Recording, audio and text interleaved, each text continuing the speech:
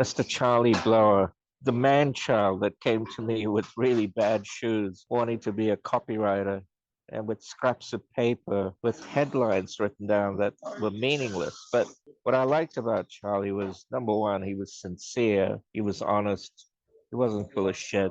I'm so glad that Charlie has gone from a wannabe copywriter, wanting to have a career in advertising to actually having his own ad agency. I think what Charlie's got to say about advertising and social media and how dedicated he is to the ad agency that he now runs with his partners.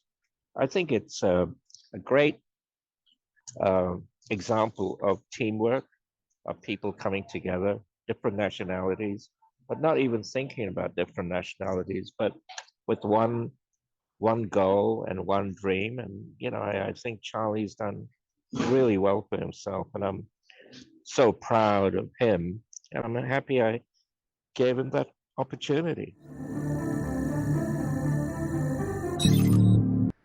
First of all, I have to say thank you for taking a chance on me. And as you recognized clearly, then I had no idea what I was doing, or what I was getting myself into. And 30 plus years later, I still have no idea what I'm doing. But hey, it seems to be working okay. Do you think there's a lot of clutter out there? Undoubtedly, there is so much content that is complete and utter crap. Excuse my French. You've got the 80-20 principle. When it comes to creative work, you've got probably a 90-10 principle, which is 90% of the stuff that people put out doesn't get seen and doesn't make a difference. 10% is actually going to be creative, and it's going to connect and make you remember the brand that you're advertising. And I think what we have now, you take as little or as much as you want, but because there are so many people posting dance moves, what they've had for lunch, pictures of the dog, the cat, the bicycle, whatever.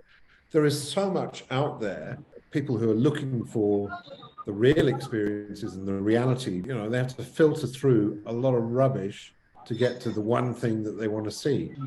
Don't you feel that this online world, it's very rare to get an emotional attachment with anything going on there? Absolutely. What you're saying is very profound, because in our business, for your brand to succeed, you've got to be able to make people notice it and to feel for it. How do you make someone feel with, a 6-second video? You can't really do very much.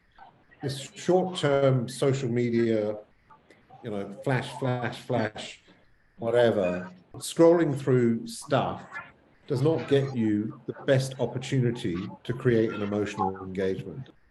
Spot on. Spot on. You still driven, Charlie, to really create mind-blowing things, or are you happy to just keep the client happy? I think we make the compromises and the decisions every single day. There is stuff that we do which is done to keep the client happy. We have an understanding of what the client is looking for, so we're able to satisfy that client with the work that we do. There are occasions where we know that the client is looking for something a bit more than just being kept happy, and they were looking for an idea that's going to stand out and really make them famous or recognized. And so we try and keep an ear and an eye out for those opportunities. You almost sound like a pimp, but you're giving, We're selling ourselves, so I mean, if we're selling, pimping ourselves, so it's fine. I don't think there's anything too wrong with that. I think we'll pick up Charlie and where he's going with his team at Blak, and we'll see how he's doing. I'll probably see him before you guys anyway. Okay, talk later. Cheers.